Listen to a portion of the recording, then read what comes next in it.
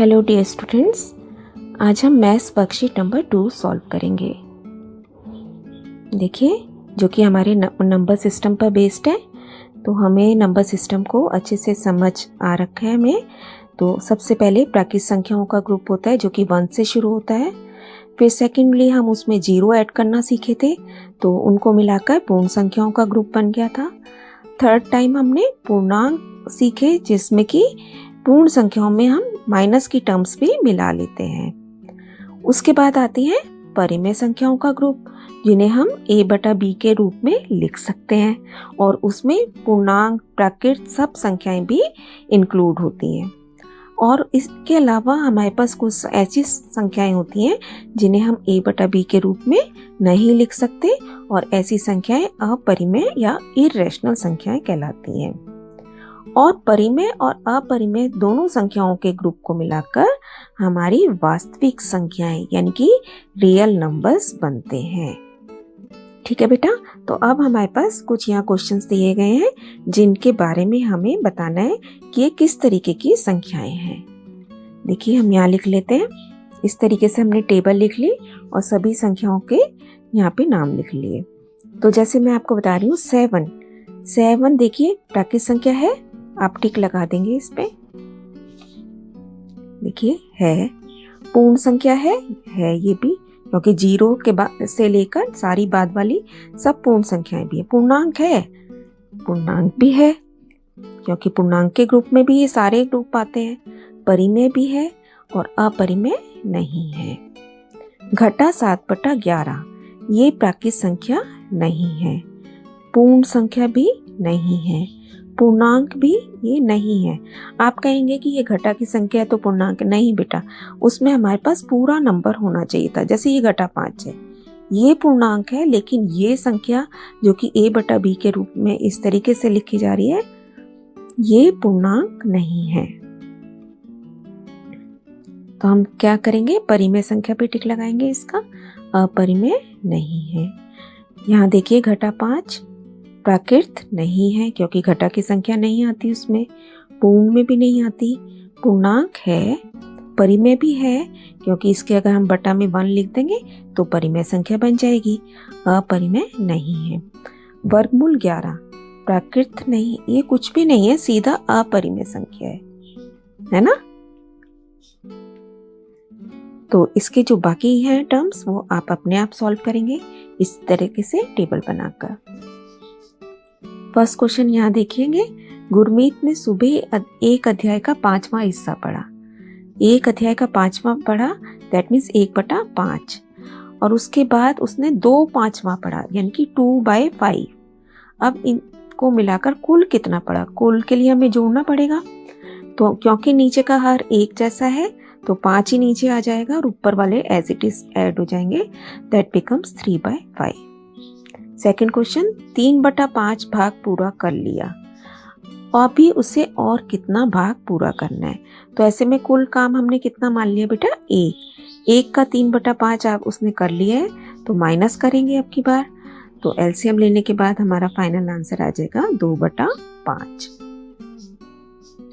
अब कुछ क्वेश्चन यहाँ हमें दे रखे हैं। देखिए, 1/3 गुणा 9/17 गुणा 51/81। 9 से 9 ये कट गया, ये 3 पे कट गया, फाइनल 1/9। सेकंड देखिए, 4/7 डिवीजन में है 16/49। तो डिवीजन को हमेशा हम गुणा में बदल देते हैं और इस टर्म का उल्टा कर देते हैं ना, व्युत्क्रम कर देते हैं, रेसिप्रोकल।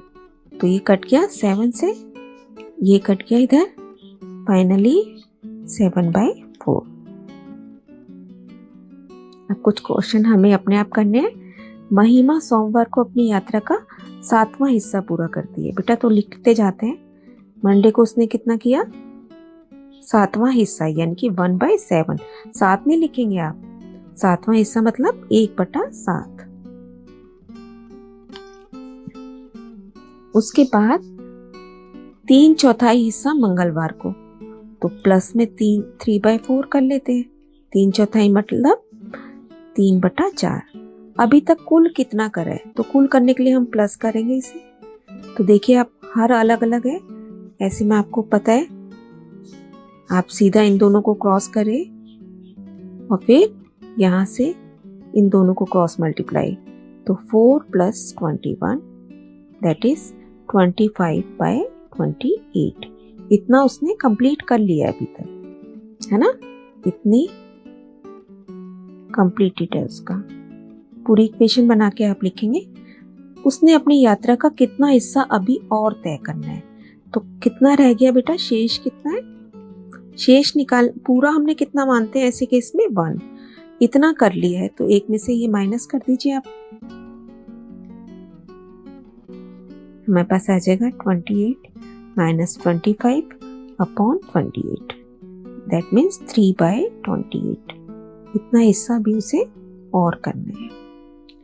नेक्स्ट क्वेश्चन देखिए, अभी आपने अपनी रोटी का आधा हिस्सा खाया था, आधा हिस्सा खा लिया आपने, दैट मीन्स आपके पास अब कितना शेष बची है रोटी, अभी तक आधी आप खा चुके हैं। तभी आपका दोस्त आ जाता है, आप बची हुई आधी रोटी का आधा हिस्सा, आधी रोटी बची ने, उसका आधा, उसका, तो का की जगह हम क्या लगाते हैं बेटा, गुणा, और उसका आधा कर देना है। यानी कि आपने कितना दिया अपने दोस्त को, 1/4। तो अब आपके पास कितना बचा है, आधे का आधा दे दिया, यानी कि 1/4 दे दिया, तो आपके पास भी कितना बचा, 1/4 आपने अपने फ्रेंड को दे दिया और 1/4 ही आपके पास बचा, है ना, रिमाइंडर आपका इतना बचा, शेष आपके पास भी इतनी रोटी बची है। नेक्स्ट देखिए, यहाँ 13/15, बहुत ही इजी क्वेश्चन है ये, आप अपने आप भी कर सकते हैं।